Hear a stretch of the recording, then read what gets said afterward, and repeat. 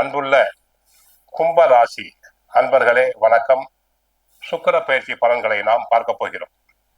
சுக்கிர பகவான் டிசம்பர் 22ஆம் தேதி, அதாவது மார்கழி 7-இல் விருச்சிக ராசியில் இருந்து தனுசு ராசிக்கு செல்கிறார்.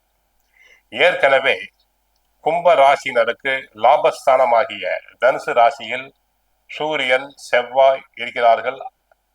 26ஆம் தேதி புதனும் லாபஸ்தானத்துக்கு வருகிறார்.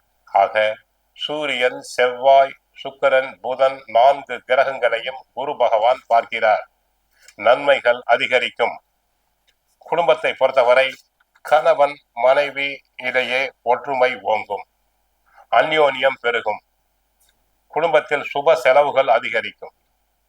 பிள்ளைகள் நன்றாக இருப்பர். குடும்ப செலவுக்கு தேவையான பண உதவிகள் கிடைக்கும். ஆரோக்கியம் நன்றாக இருக்கும்.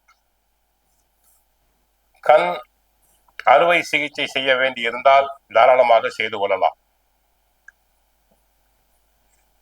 வீட்டில் உள்ள மூத்தோர்களுக்கு உடம்பு நன்றாக இருக்கும். குழந்தைகள் நன்றாக இருப்பார்கள். உத்தியோகத்தை பொறுத்தவரை சிறப்படைவீர்.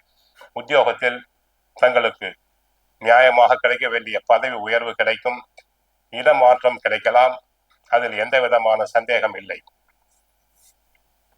பதவி உயர்வு கிடைத்து வருமானம் அதிகரிக்கும். பிறர் வேலைகளையும் சேர்த்து செய்து புகழ் பெறுவீர்கள். உயர் அதிகாரிகள் தங்களை மனமாற பாராட்டுவார். தொழில் வியாபாரத்தை பொறுத்தவரை இசை, ஓவியம், பாடகர்கள், ஃபேன்சி ஸ்டோர், நகை, லாண்ட்ரி, டெய்லர் தொழில் உள்ளவர்களுக்கு லாபம் பெருகும்.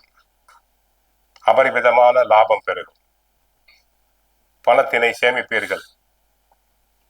வியாபாரிகள் பூக்கள், பருத்தி, ஆப்பிள், மசாலா பொடி, பேக்கரி பொருட்கள், வெள்ளி பொருட்கள், பெட்ரோல் போன்ற பொருட்களை விற்போர், தியேட்டர் தொழில், பர்னிச்சர் மார்ட் நடத்துபவர்களுக்கு அபரிமிதமான லாபம் உண்டாகும். ஆக கூட்டாளிகள் அனுசரித்து செல்வார்கள். கூட்டாளிகளால் தாங்கள் நன்மை பெறுவீர்கள். அரசியல் துறையில் நன்மை பெறுவீர்கள். அரசியல் துறையில் ஏற்கனவே அங்கே உள்ள சூரியன் செவ்வாய் சாதகம்.